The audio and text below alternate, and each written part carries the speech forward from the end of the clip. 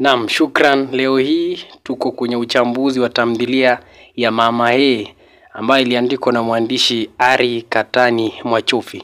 Kwanza kabisa niseme tamthilia hii ni tamthilia ambayo inamkuza mwanamke katika jamii, inampatia sauti, inampatia nguvu na mamlaka ya kupatiwa nafasi ya kuonekana na aonekane ni mtu ambaye ana nafasi yake muhimu. Kwa hivyo nitazungumzia kuhusiana na mtiririko, na kwa kimuhtasari tu ni kwamba kuna mhusika ambaye anaitwa Mwavita, mhusika mkuu ambaye ni mwanamke na ni mke wake Kinaya. Kinaya ndiyo mume wake. Kisha inaelezea kuhusiana na masuala ya ndoa. Mwavita anapitia changamoto sana katika ndoa yake kwa sababu ana mume Kinaya ambaye anampiga na mkandamiza zaidi katika ndoa yawe. Kwa hivyo inaonekana Mwavita anajitolea muhanga kupambana na ili kuweza kupata nafasi yake. Anarudi kwao nyumbani. Pia kuna kikao cha wazee wanafanya kule kwenye boma la mzee Tembo ambaye ni babake Mwavita. Lakini inaonekana ya kwamba mhusika Kinaya anakuwa mkaidi, anakuwa mkorofi. Lakini inafika mahali kitumbua kinaingia mchanga, Mwavita anakosa kuvumilia kabisa na anakwenda kukodisha nyumba kule mjini ili kwenda kuishi peke yake. Pia anaishi na dadake Tenge ambaye alipitia madhila nyingi baada ya kupachikwa mimba akiwa katika shule ya upili, akapigwa na kakake na babake, lakini wanaenda kuishi naye Mwavita kule mjini. Pia kuna masuala ya kupambania mambo ya kuhusiana na sheria. Mwavita anaonekana kutafuta nafasi ama kutafuta haki yake ili aweze kupata talaka na kumpata mtoto wake ambaye ni Juma, lakini anaweza kukosa ile nafasi na anapata talaka peke yake.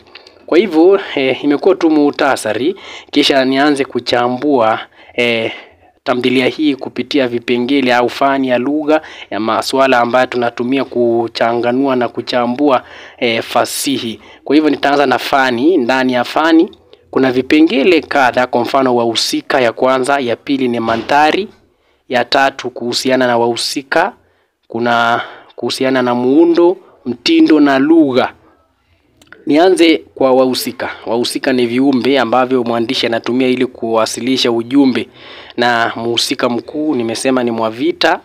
Pia kuna Kinaya, kuna Tenge ambaye ni dadake, kuna kaka ambaye ni kaka ya Tenge na Mwavita, kuna mzee Tembo ambaye ni baba yawe, kuna mama anatajwa tu kama mama, kisha kuna Jasiri ambaye ni mtoto ambaye alizaliwa, ni mtoto wake Tenge, alipata ujauzito kupitia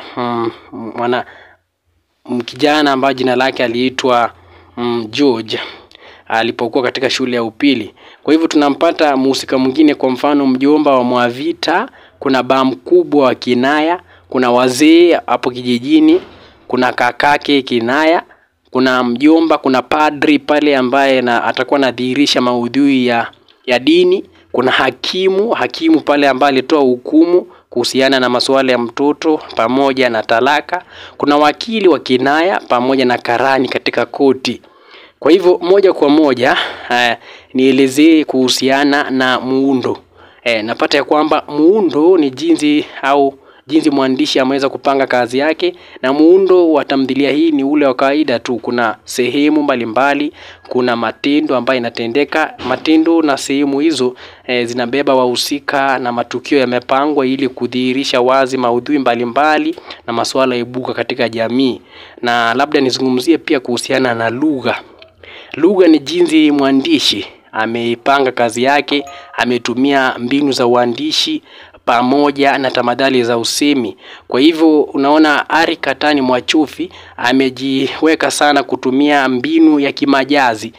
Kimajazi imetumika sana, wahusika wengi, kwa mfano Kinaya. Kinaya jina hili linamaanisha kufanya mambo kinyume. Unaona ulika yake ni mtu ambaye anamchapa mke wake, anamtendea maovu, anampiga hata na ujauzito unatoka na kumtoa meno. Kwa hivyo ni Kinaya sana, jina lake linaoana na tabia yake. Mwavita pia ni jina la kimajazi. Jina hilo Mwavita linatokana na vita ambavyo anapigwa, na pia vita ambavyo aliweza kumpiga mume wake. Tunakumbuka pale ambapo mume wake alipomfuata kwenda kule mjini, aliweza kumtandika hadi unasema alimtoa suruali akiwa na dadake Tenge. Tunapata mzee Tembo. Jina hilo Mzee Tembo pia ni ya kimajazi kwa sababu mzee yule alikuwa na hulka ya kupenda kubukia mtindi ama kunywa pombe, na jina Tembo inamaanisha pombe pia. Tenge dadake, jina hilo pia ni ya kimajazi kwa sababu jina Tenge linamaanisha mambo kwenda zegemnege, yani maneno kwenda kombo. Mambo yake yalienda kombo palipo alipopachikwa mimba na kupata ujauzito.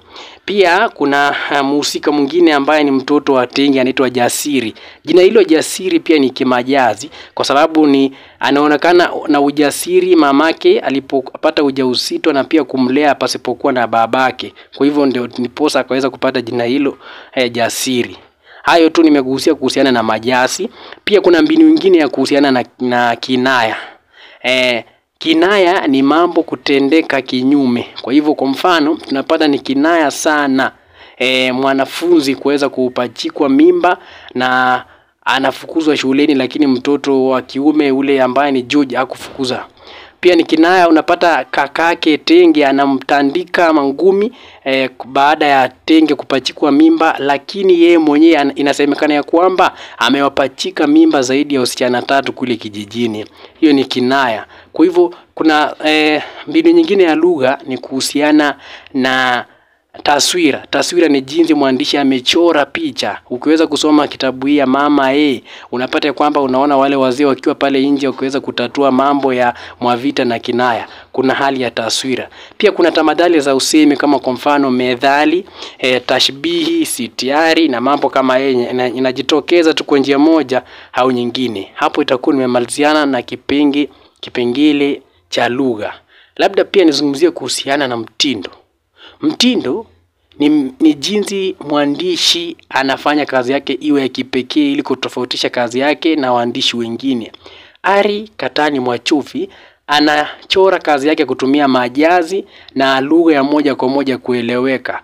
Kwa hivyo pia ametumia tamadhali za usemi kwa ufani na mtindo wa ujuzi mkubwa ili kufanikisha ujumbe wake kufikia jamii. Naam, pia niweze nikuzungumzia kuhusiana na mandhari. Mandhari ni muktadha au mazingira pale ambapo matukio au matendo yanatendeka. Tunapata ya kwamba matendo yanatendeka katika boma la kinaya, pia yanatendeka katika boma la akina Mwavita kwa Mzee Tembo.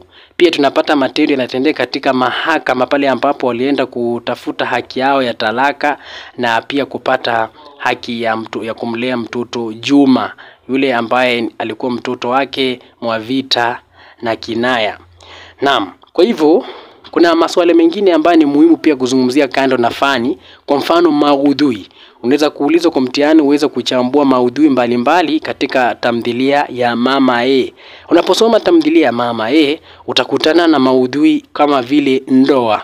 Kuna ndoa baina ya Mwavita na Tenge. Na Mwavita na kinaya. Kwa hivyo ndoa iko hapo pia pamoja na Mzee Tenge na mama yake akina Mwavita. Naam.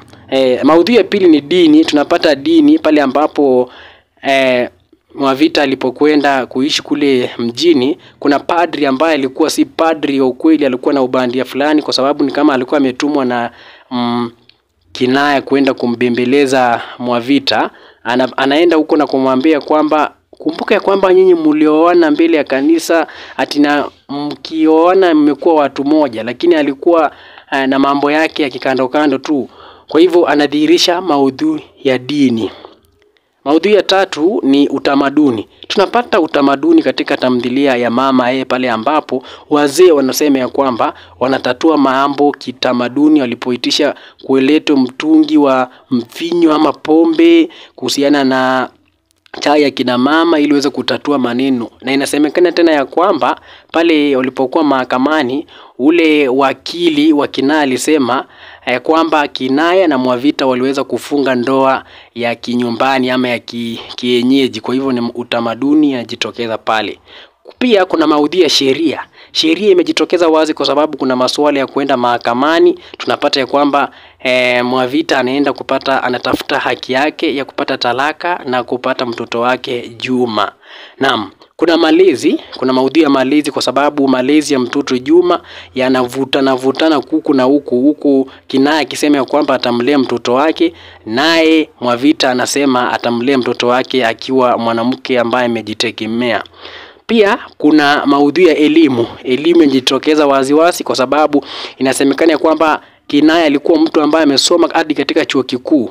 Nakumbuka ya kwamba wazee wakimuuliza, wewe umesoma hadi chuo kikuu na unasema ya kwamba ukilipa mahari ni kama umemnunua, unatuaibisha. Babake mwenyewe anakasirika, anaonekana mwenye hamaki. Kwa hivyo inaonyesha kuna elimu. Pia Mwavita alikuwa ni mtu ambaye amesoma, na Tenge pia amesoma lakini alipata ujauzito. Kwa hivyo inadhihirisha maudhui ya elimu.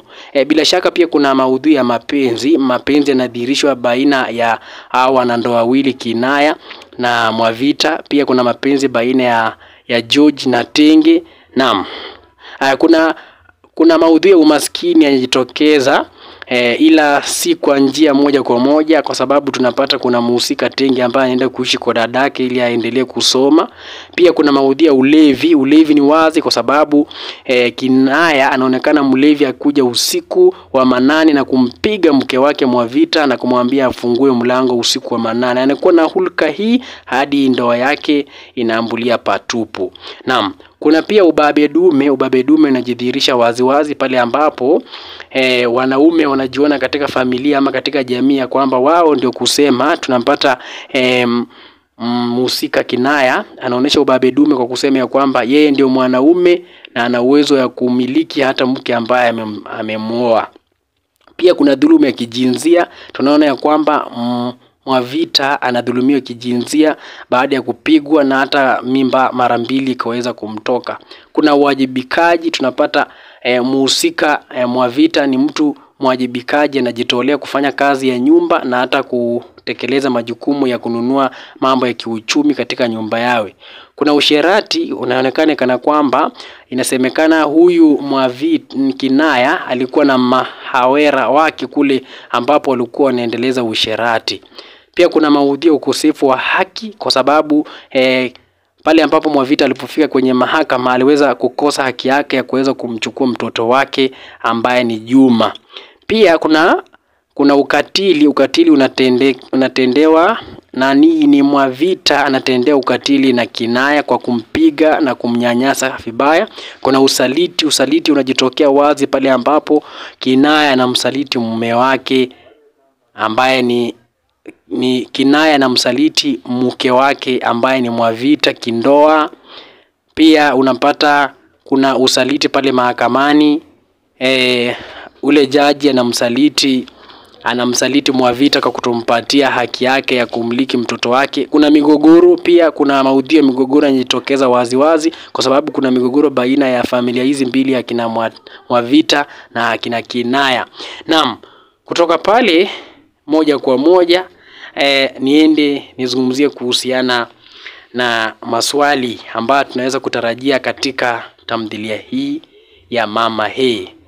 Unaweza kutana na swali kama hili ya kwamba eleza matumizi ya mbinu ya majazi katika tamthilia ya Mama He. Majazi tumesema ni mbinu ambapo mwandishi anatumia majina ambayo yanaoana na hulka na tabia ya wahusika, na tumeweza kutaja kama Kinaya, kuna Mwavita, kuna Tenge, kuna Jasiri, kuna Mzee Tembo na kadhalika. Jinsi nilikuwa nimeeleza mwanzo, hivyo ndipo utaweza kueleza katika mbinu hiyo, na bila shaka kila kitu kitakuwa shwari. Swali lingine ni kwamba jadili suala la dhuluma dhidi ya wanawake ilivyoangaziwa na Ari Katani Mwachuvi katika tamthilia yake ya Mama He. Hapa basi mwanafunzi anastahili kupambanua dhuluma dhidi ya wanawake. Kwa mfano unasema mwanamke anadhulumiwa kindoa pale ambapo Mwavita anapigwa na anakuja usiku, anamchapa, anamwambia fungue nyumba, anamwachia mambo kama hayo. Kwa hivyo ni kindoa. Kwa hivyo ya kwanza ni ndoa, anaweza kukandamizwa na hapati haki yake katika ndoa yake baina yake na mume wake Kinaya. Jambo la pili ni kuhusiana na ukosefu wa haki katika mahakama, unapata Mwavita alikosa kupata haki yake ya kumiliki mtoto wake Juma. Ya tatu unaweza zungumzia kuhusiana na dhuluma dhidi ya kupachikwa mimba. Unapata Tenge alipachikwa mimba akiwa katika shule ya upili na akaachishwa shule. Dhuluma nyingine ni kuhusiana na na kupigwa, anapigwa vita hadi anatolewa jino, ilikuwa meno 2, na pia kuavya mimba, kutokana na kupigwa. Pia dhuluma nyingine ambayo mwanamke anapatana naye ni pale ambapo anapata mshikamano, pale ambapo wahusika. Tunapata dhuluma ya kijinsia pale ambapo pia mwanamke anatumiwa kana kwamba akiolewa ama akilipiwa mahari ni amenunuliwa. Tunapata wazi pale ambapo mhusika Kinaya alisema ya kwamba yeye amelipa mahari, kwa hivyo ni kama amemnunua mwanamke. Kwa hivyo mwanamke anatumiwa kama chombo pale ambapo mahari inatumika kama malipo, ndipo aweze kukandamizwa. Naam, utaweza kupambanua masuala kama hayo na pia uweze kuongezea mambo yako ya kibinafsi ambapo umesoma kitabu hicho. Pia kuna swali lingine ambalo unaweza kuulizwa, na swali hili itakuwa ni kwamba tamthilia ya Mama ni kioo cha ukatili wa wanaume katika jamii. Jadili. Sasa katika swali hili unaeleza ukatili wa wanaume katika jamii. Kwa mfano, mwanaume anaonekana mlevi kupindukia. Unapata mhusika Kinaya anakuwa mlevi kweli kweli na anakosa kuwajibika katika ndoa yake. Ya pili unazungumzia kuhusiana na kufanya ufisadi. Unapata Kinaya alimfisidi ule wakili ama ule jaji, ndiposa akaweza kutoa hukumu kama ile ya kuweza kumpatia mtoto wake Juma badala ya kumpatia mtoto kwake mamake. Pia kuna ufisadi.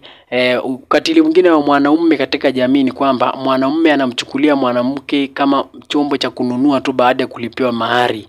Kingine ni kuhusiana na masuala ya kumpiga. Ukatili wa mwanamume ni kumpiga mke wake vibaya katika familia. Ukatili mwingine ni ukosefu wa kuwajibika, anakosa kuwajibika hadi anamwachia mke wake kazi.